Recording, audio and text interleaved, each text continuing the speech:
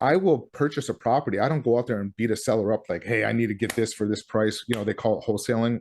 I Yeah. I I, I will give a seller pretty close to what their market value, depending on what the repairs are needing, Hmm. pretty close of the market value, long as they're willing to give me terms on Yeah. it. Meaning like I can wait where I don't have to purchase it in my name, use it, using their asset as leverage.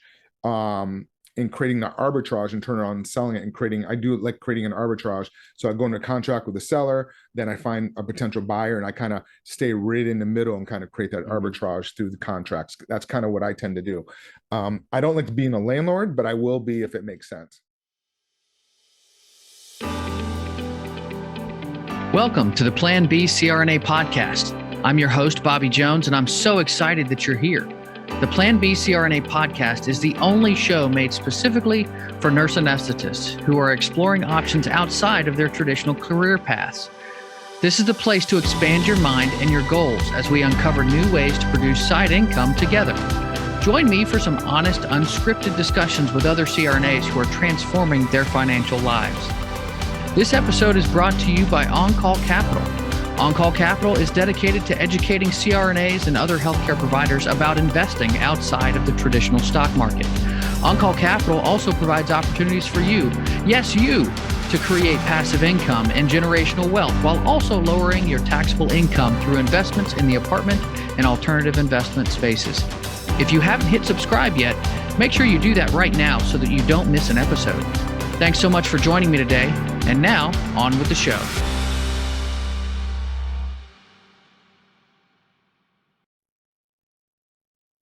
Welcome to another special guest episode of the Plan B CRNA podcast. My guest today began his career in real estate banking and investing, but he's really branched out into multiple sectors in the real estate and financial space. Mark Monroe has completed over $400 million in real estate and business transactions over the last 25 years. And during that time, he's also founded several businesses in areas such as real estate finance, land development, small business lending, and advertising. Mark is also the author of the Amazon bestseller, Creative Real Estate Investing: How to Buy Real Estate with No Money and No Credit. His wealth of knowledge and experience in the industry is unrivaled, and he's here today to share some of those stories with us. Thanks for joining me today, Mark. Hey, I really appreciate it, Robbie. How you doing?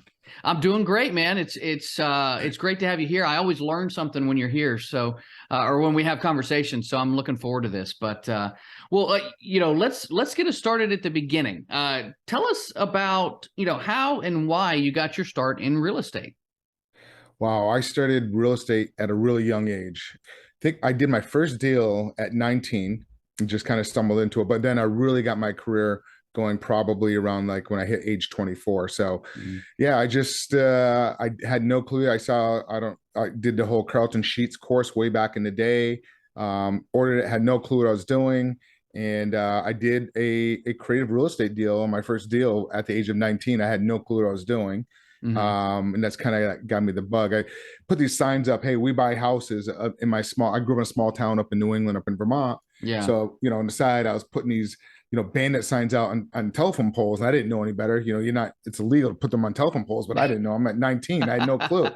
So I had this person call me and they said, hey, I got this mobile home for sale. It's worth, I think $21,000. Give me $18,000 for it. And I'm like, I don't know. I'm not interested in a mobile home. I said, no, thank you. So he called me back like a week later. He goes, give me $15,000. It's worth 21. I'm like, I'm not interested. I don't want a mobile home. Another week goes by, he calls me up and goes, give me 12,000. And I'm like, well, do you own the land? He goes, no, it's in a mobile home park. I'm like, I'm not interested in a mobile home. So no, thank you. So then I guess almost a month goes by. He calls me back. He goes, I don't live in it. I got to pay lot rent. It's free and clear. He goes, give me 6,000 for it. It's worth 21. I'm like, I'm not interested. No, thank you. At this time, I'm thinking in the back of my head, like in the back of my head, I'm like, I am interested now. Yeah. Because he went down. I'm like, no, I'm not interested, but you know what I'll do? I'll give you $3,000 for it. And he goes, come on, give me 4,000. I go, I'm not interested because I always kept playing it. Yeah. So he agreed to it at the 3,000. I said, all right, this is what I'm going to do. I'm going to send somebody out, do an inspection on the property. I hung up the phone, went and placed a classified ad in the paper. Mobile home for sale, seller financing, $25,000 with $3,000 down. So I advertised it. This Yeah. lady actually, her and her daughter, and I guess her boyfriend at the time, wanted the property. They went out and looked at it, the first one. So they gave me the $3,000. I took that $3,000, went and bought the property with her $3,000, Mm-hmm. created a note, Yeah. over 7 years, 7.5% over 7 years. I think I collected like $270 a month over. So I was I was in school then, and that was Yeah. my car payment for 7 years. So that was my Yeah. first, that's what kind of gave me the bug.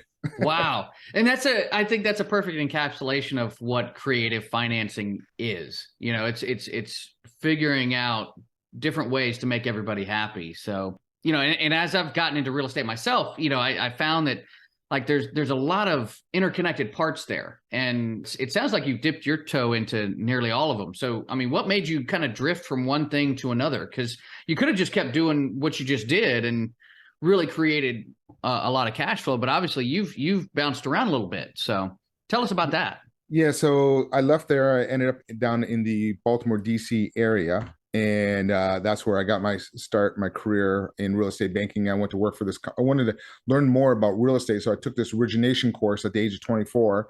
So I took that course to learn a little about it. The instructor liked me, goes, "Hey, why don't you come work for me?" So I went to work for the instructor. It actually was called Delaware Savings Bank at the time. And then eventually Lehman Brothers bought them out way back, in the day. So so I was there for about a year and a half. But during that time period, I learned a lot about business. I started my career, believe it or not, at the age of 15 working at McDonald's. Okay. And that's how I learned business management and numbers. I was with them for almost 10 years and they paid for my schooling. That's how I learned a lot about business and how to manage people. So, but I really wanted to get into real estate. So I was with this company for about a year and a half, left that, and I met my two partners. We started our own mortgage broker firm at the time, eventually became a lending firm. And we ended up growing that up to 107 loan officers up in the Baltimore, DC area. So that's how I really got started.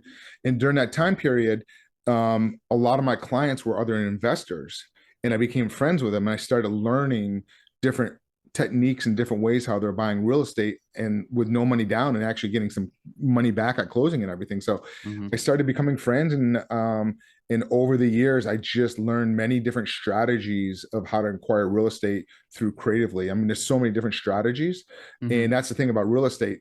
There's so many ways to make money in real estate. You can kind of get pulled, and I see a lot of new people that come into real estate. They do that. What's at the shiny object syndrome, when they start learning one thing, and then they don't even make money in the process, and they jump over to here or they jump over there. I'm like, focus. Start with something easy. Take baby steps and kind of grow, and that's kind of how. That's kind of why I kind of got into it and learned the industry way back in the day. Yeah. Yeah. So, I mean, and I've always heard that like when you're in that lending side, you learn a lot about how to structure deals and just how to put everything together. It seems like kind of one of those glue kind of positions. It really is. It kind of like to me, that's kind of the backbone of really understanding, how to structure a deal, and knowing numbers. And, growing up, my parents didn't teach me, how to balance a checkbook. I didn't learn any of that stuff. I learned some basic numbers and stuff through, when I worked for the McDonald's Corporation. But even then I was young. I didn't respect the dollar, at 18, 19, 20 years old. I didn't respect a dollar. You know what I mean? None of us did at that age. But then when I started getting into the real estate banking and I started looking at people and understanding their finances, I started doing the financing as a loan officer and then kind of moving into it. It really opened me up, like, understanding the people that had money versus people that were struggling. We were doing loans where I remember doing this loan for this couple. He was a police officer up there, and then I don't know what she did, but I remember going and meeting with them, and they wanted to do a refinance in their home, and I had to list all these credit cards, and it was like $70,000 worth of credit cards, and she's like, "Oh, I don't want my husband to see this." I'm like, "Well, I'm sorry. He's got to sign on this." So he's like, "What's up with these credit cards?" They're yelling and screaming. I had to leave the room. And then like a year later, she calls me back again. She goes, "Hey, I need to refinance again." It was another $30,000 of debt, all within a year. And then like 2 years later, he calls me back. He goes, "Hey, I need to refinance. I'm paying my wife off and sending her on her way. I'm, leaving her." that type of situation. But then on the other spectrum, I see these people that had money and that actually people that didn't even really have money. I watched them kind of grow, getting their first property, and watched them how they built their real estate career with very little money, and kind of watch them progress. And I'm like, oh, interesting. And I just kind of wanted to learn more about it. And that's kind of how I dived in. And you're right. And even in the commercial world now, you can even understand how to do the creative financing if you understand that aspect of it. But to me, I think that's really the value of understanding numbers and kind of crunching and seeing if it's a good deal or not. Yeah. Well, and staying on that subject of creative financing, you have had a lot of different stories over the years about different ways that you've structured things. So would you mind sharing just a couple of those examples with the audience? And that way they can kind of get an idea of what you're really talking about. Well, you have some easy ones. And a real quick, easy one. I purchased 11 units. I put it out there, like I purchased property, and there was no mortgage on it. I ended up doing this particular one with my cousin up in New England, and the seller reached out to me. The father used to be a landlord, owned many properties, and he passed away like 8 years ago. So then the 28-year-old daughter came in, stepped in. She started managing it, and sad, she got in a motorcycle accident and she didn't make it. So then the mother was, she didn't want to manage any of these stuff. So the other daughter reached out, hey, do you mind, my mother's looking to sell her home. So, and what I really did is, and this is what you really need to do, is when you're trying to do a seller financing deal or any deal, you have to really listen to the seller. What is the seller's issue? What is the problem? And in this case, her problem was like she didn't know how to manage. I mean, these tenants were calling her headaches, but she liked that monthly passive income. So I kind of asked her, all right, how much money do you need to live off of that you're looking to be comfortable? She goes, okay, I'm looking for $2,300 a month. Plus she's got her other, coming in. So we went and purchased that property with zero down. So we closed on August 30th. We put zero down. They wrote us a check back at closing for like $9,700 for security in last month. And then 2 days later, we collected roughly about $10,000.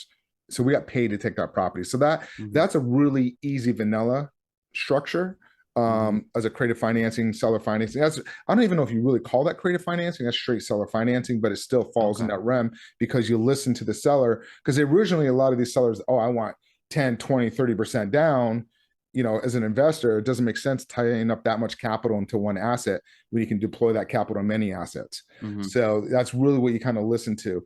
Another one, I had one where the seller was up in Orlando, and she was ready. It was a 5-bedroom home. It was her, and she had some adult children in there, and the adult children went off, and she was struggling on trying to make payments. And plus her commute to work was an hour and a half each way. So I was listening to her and what she wanted, and she was ready. She just wanted away from this house.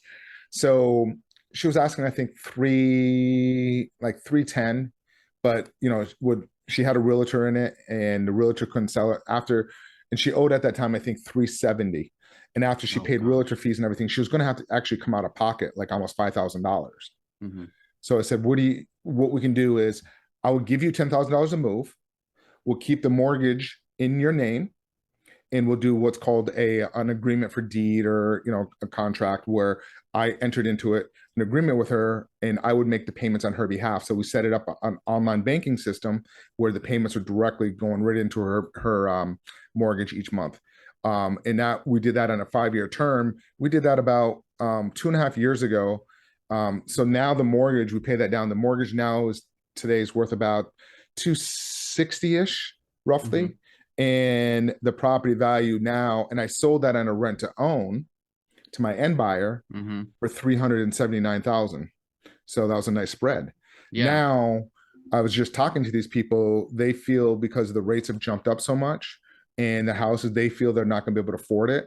So they put a small down payment, like an option fee down. I told them what we'll do is we'll go ahead and find a new buyer.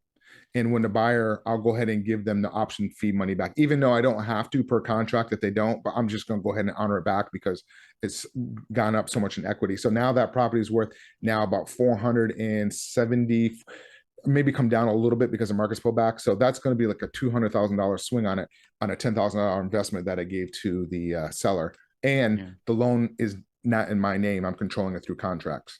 Yeah. That stuff is so cool. Yeah, the idea of contracts. I mean, it's no different than, with trading options, and option spreads and things like that. You're trying to you want to control the asset, but you don't necessarily need to have your name on the property in order to control it and to be able to profit from it, which is a very powerful thing to wrap your head around. So, Absolutely. Yep. so what is it that I mean, I guess, you are looking at a lot of different types of real estate and types of real estate deals, but what is it that you specifically are looking for in a real estate offering? What is it that makes sense to you when you're looking at a real estate offering? I'm really looking at the motivation of the seller. That's Mm-hmm. really what I'm looking at, and really why they're selling. And that's how I look at creating value, is if you Mm-hmm. can solve the seller's problem and try to come up with a solution where it's fair to them and it helps them out Mm-hmm. getting out of whatever the situation it may be. And then you also have to think, all right, if you solve that, who's going to be your buyer that can take Mm-hmm. that? Because you can solve a seller's problem, but that problem, if it's not solvable, you're just going to pass that on to the buyer. So you have to kind of, figure out how to solve that problem. So that's kind of one of the main things I look at, because in a lot of cases, I will purchase a property. I don't go out there and beat a seller up like, hey, I need to get this for this price. They call it wholesaling. Yeah. I will give a seller pretty close to, what their market value, depending on what the repairs are needing, Mm-hmm. pretty close of the market value, long as they're willing to give me terms on Yeah. it. Meaning like I can wait where I don't have to purchase it in my name, use it, using their asset as leverage. And creating the arbitrage and turn around and selling it and I do like creating an arbitrage. So I go into contract with the seller, then I find a potential buyer, and I kind of stay right in the middle and kind of create that Mm-hmm. arbitrage through the contracts. That's kind of what I tend to do. I don't like being a landlord, but I will be if it makes sense. Yeah. Well, and I think you mentioned something very important there, and that's the terms. Like the idea of having terms for a deal. A lot of people don't realize how fluid that can really be when you're talking with a seller or a buyer. You can establish terms for a particular deal that really favor you, while also, like you said, taking care of whatever that seller's problem is. You make it a win for everybody. You make it a win for the seller. You make it a win for the buyer, because usually the person that you're putting in there wants to have ownership of a property, but they may have some issues where they can't qualify through a lending institution. Any of whatever the challengings, a lot of them might be self-employed and they don't show the capital. They don't want to show a lot of income because they, for tax purposes. So you kind of create a hybrid of the win situation for everybody, and then you're in the middle and making a little bit of money along the way. Yeah. Yeah. Now, there's a lot of discussion about the rising interest rates and inflationary markets going on, and then the housing market itself kind of cooling off. And you've mentioned it a little bit here. What is your take on what you see in the real estate market in the next couple of years? So, like because of the rates, I don't know if I mentioned this to you. We're developing 145 doors outside of Charlotte, about 40 minutes outside of Charlotte. So we're going through the process, but because the rates are going up now, we're like, originally we wanted to hold it for 5 years, but now we may have to end up selling it off to an institutional lender because of the rates, on that type of factor. Mm-hmm. But we're trying to slow the process down a little bit, so hopefully the rates will come back down. But my personal opinion is, I think, we're in a housing recession now, a real estate recession, quite frankly. Okay. Unless you have that capital in a 1031.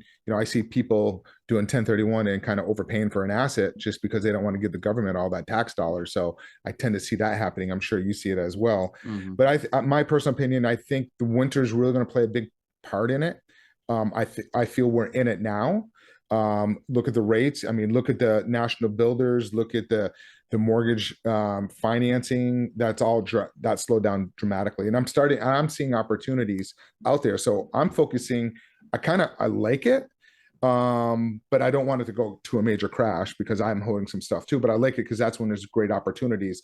And in my offerings, that I'm putting those offerings in there. Like, hey, normally I want to, maybe a 5-year or 7-year, but because the market, let's talk on a couple more extra years, because if the market pulls back some, we need enough time for that to recover. But I think at this moment, I feel probably early to midsummer is probably going to be the best buying opportunities. Mhm. Depending on really what's going to happen with the winter, with the heating and the oil, the Yeah. fuel costs. I think that's going to play a big factor in it. We were talking before we went on that, I thought the holiday sales would be slowing down dramatically, but I think, looking at the data that just over, Thanksgiving weekend here, the consumers are spending, but they're putting on debt. They're doing a lot of it on credit cards now. So that's going to cause another problem. That's my personal opinion on it, but I feel it's really going to dictate on how bad the fuel is going to hit, during the winter time, especially in the cold markets in the country. A lot of times they're going to be tightening their belt up. So, and I'm starting to see that happening now. Like I mentioned, the other property they can't afford, they're worried about their higher rates, and they wanted to purchase it. Now they have to change directions and kind of find something a little bit more cheaper. Yeah. Yeah. Well, Mhm. and I'll say this too. I mean, like personally, like my mortgage has gone up quite a bit over the last several years. By a couple $100 a month.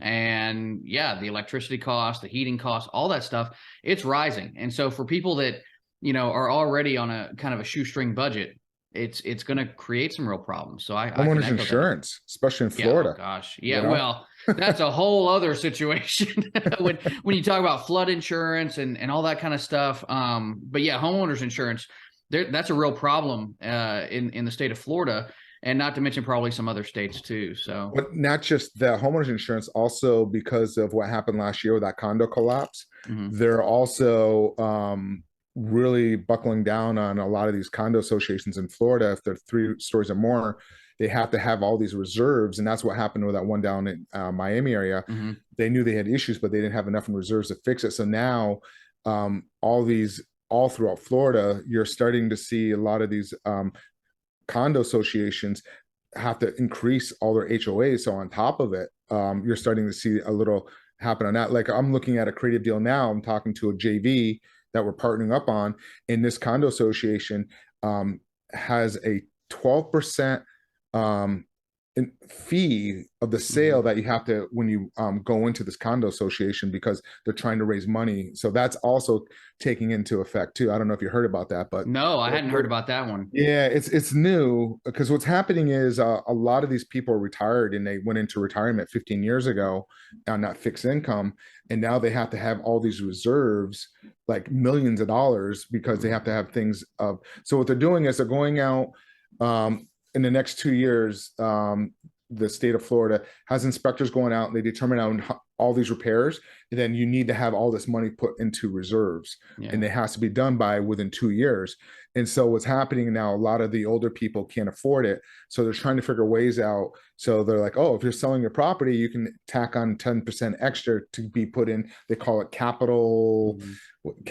capital contribution, something to that effect, into your HOA. Yeah. Well, So and I would think too that, I mean, you mentioned people on a fixed income. I mean, I've got family members that are on fixed incomes that have had to move around from place to place because, the landlord raises their rent and all of a sudden they can't afford it. But then, moving itself is an expensive task. So, it's the whole system is kind of crazy. I was talking to somebody in a state where the contractors went from $40 an hour up to $75 an hour. In Florida, you because of the demand, Florida, you can't do that. You have to be careful. There's a certain percentage, because they call it price gouging, mhm. because of the hurricanes and whatnot. Yeah. So the state, they're allowing this, like within a year, this jump. And then everybody's up there like, oh, the landlords, they're the big bad wolf. They're charging all these things. But meanwhile, they don't understand that they have to just pass that cost onto their tenants, the Yeah. customers, because all these extra fees. You have higher, like we're saying, taxes, insurance, repairs. Mhm. And that's one of the main reasons why a lot of these rents have gone up. And they're like, oh, these landlords are all making all this extra money. All the past is Yeah. getting cost on. So, and now they're trying to put rent control. So in some of these areas, you're going to have landlords just walking away from their properties, and then you're going to have rundown properties because, the cost of them trying to fix it, and you won't allow them to offset it. So there's going to Yeah. be a little problems in some of these states that are not, they're more tenant friendly, if you will. Absolutely. Absolutely. Well, and I'm sure we could dive into this a lot more, but I do want to make sure that we get to a very important topic. Part of the reason why you're here is because you've written this book, Creative Real Estate Financing. So, and here he is showing it off on the YouTube video here. So that's what it looks like. It's one thing for you to be an expert in your field and to know a lot about what you're doing, and it's a completely other thing to actually write a book about it. That's not an easy task. So what made you decide, hey, I got to put this down on paper? A lot of people have been asking me for years, hey, I should come out with a book because there's so much knowledge.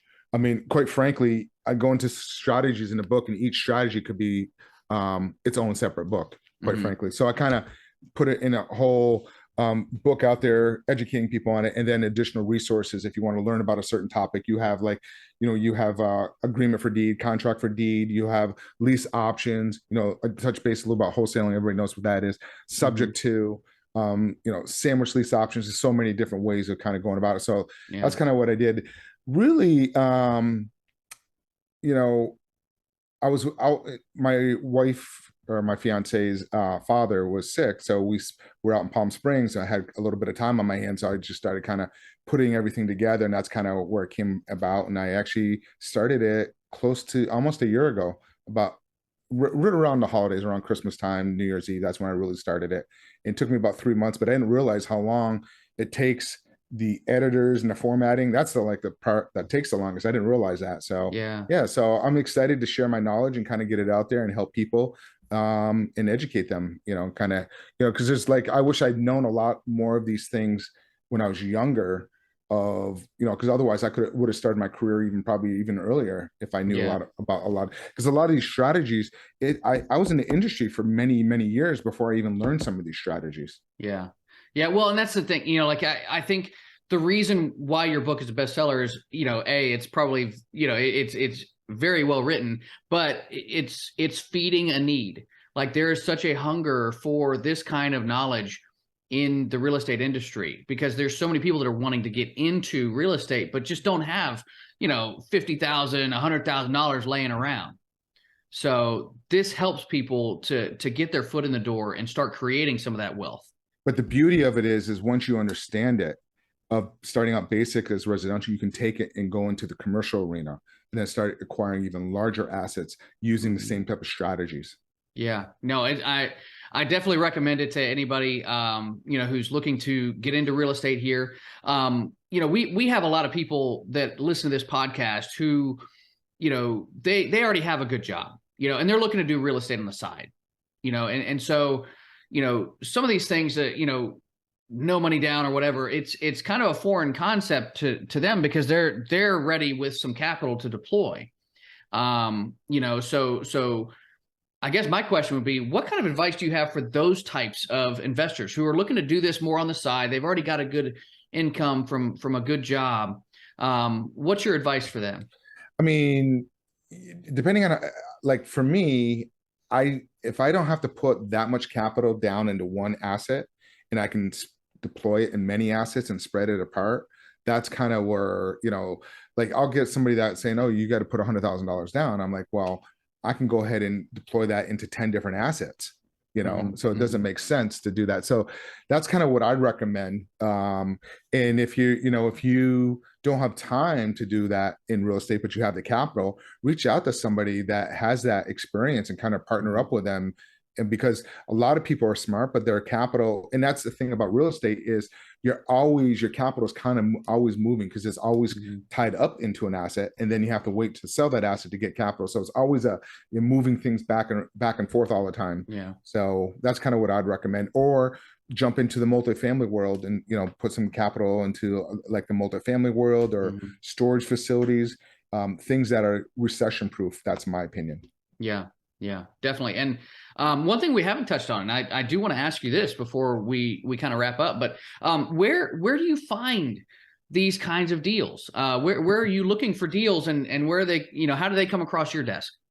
I have probably about 600 I would say bird dogs, but I don't want to use the terminology bird dogs, but referral sources. Yeah. I have so many referral sources out there that just reach out to me. A prime example, hospice nurses. I get a lot of leads from hospice nurses. They're with the family, spending time with their, the loved one, and the children don't live in the area. And they just want out, and, they don't want to get it ready, because some of these homes or properties, have been, I mean, even a multifamily. We have a multifamily one that we're looking at, 40 units. The gentleman owned it for a long period of time, and it hasn't been updated. And for them to update it, it's going to cost thousands of dollars, even a residential home. And so a lot of times they just want to sell it, be out of it, and walk away. And like I had one where we're just like, leave everything, don't worry about it. I mean, a cable box was still left behind. Yeah. So that's just one example. It's just constantly networking. Like I mentioned, I got the other 11 unit. People know, and they reach out to me. So you just, that's kind of where I just constantly do referrals. Yeah. So networking, referrals. Are there any websites that you visit to find anything? Or, I mean, you probably don't have to at this point, but I really how about, don't. But for other people who, obviously don't have that network yet, are there any websites that you would recommend? Oh yeah. I would recommend, if you're looking for residential, Zillow's always a good one. If you're looking for commercial, LoopNet. And I would recommend, if you're new in real estate, on either one, if you want to get in residential commercial, call the for sale by owner ones and just start talking to them and kind of learn and just practice before you start spending money on marketing. Kind of get the feel down and feel comfortable talking to somebody on the phone, and then really listen. The key to it, and this is where everybody experience, really dial in and listen to the seller, what they're trying to say, and pay attention and pick up on those little things, because that's where you're really going to find out where you're going to get the best deals. I was really trying to find out why they're selling. Hey, it sounds like a nice property. Why don't you list it with a realtor? Little things like that. Very cool. Very cool. Well, and I also wanted to mention before we go, you were talking about, before we got on air, about a mastermind that you're looking to kick off. Tell me about that. What's that going to look like? Sure. So since I launched a book a month ago, I'm getting a lot of people that want to know more. So what I'm doing is I'm putting a small group together between 20 to 25 people max. We're going to launch it in January, and it's going to be a year process. So it's going to be people that have experience in real estate, that don't have experience in real estate, people that are in real estate that want to learn more about the creative stuff on how to structure deals on residential, commercial. We're going to have guest speakers come in. And then we're actually going to have people, tear apart, we'll go through a deal, how to structure a deal, how to talk to sellers, just whatever that the people within the mastermind group want to learn. That's what it's going to be about. So we're going to be doing it on Tuesdays, on Zoom, at 3:00 Eastern Standard Time. That's but Tuesday or Wednesday, as we get closer, we'll nail down the day. But yeah, I'm excited about that, to be able to help people out. Very cool, man. Well, Mark, how can people get a hold of you to find out more information? Sure. You can try to find me on social media, Mark Monroe. I'm in Boca Raton. I have a website, Mark Monroe. Was that mark-monroe.com. Or you can find me on LinkedIn. I actually have a podcast as well. It's called, I'm a co-host there, called Real Estate Power Play. You can just look that up, and it has all my bio and stuff on there as well. Cool, man. Well, I mean, like I said before, I learn something every time we have a conversation. So, it's been a real pleasure having you here today. I really appreciate the time. I appreciate it. Thanks so much for having me. I said it during our conversation, and I'll say it again. I always walk away from an interaction with Mark having learned something. We often make the mistake of thinking that we have to approach real estate investing like we do with buying our first home. You save money up so that you can put 20% or more down, and then your cash is tied up in the equity of the property. I can remember reading Rich Dad, Poor Dad and thinking that no money down was a con game or something. But what continues to blow my mind is that the more I get into commercial real estate, the more I realize that there are so many different ways to get deals done that don't require that approach at all. Thanks to people like Mark and Pace Morby on YouTube, more and more investors are learning that there are so many different ways to get into the game. I hope that our discussion has, at the very least, opened up your eyes to some of those possibilities that are out there. That's going to do it for today's show. Make sure you check out the show notes so that you can reach out to Mark with any questions and get a hold of his book. This is Bobby Jones signing off. Until next time, be safe and take care of each other out there. Thank you so much for joining me for another episode of the Plan B CRNA podcast. If you haven't already subscribed and reviewed the show, I'd be honored if you took the extra time. It really helps to expand our reach and get the word out about the show. If you're a CRNA who is interested in sharing your story on our podcast, I'd love to have you. Please email me at bobby@oncallinvestments.com for more information. This episode was brought to you by On-Call Capital. They are dedicated to helping providers like you develop passive income and generational wealth through investments in the apartment and alternative investment spaces. Feel free to check out their website at www.oncallinvestments.com and subscribe to their free educational email series. You can find On-Call Capital on Facebook, Instagram, and Twitter. You can also check out our YouTube page, where you'll find all of the show episodes along with other educational videos. Thanks for listening, and we'll see you on the next episode.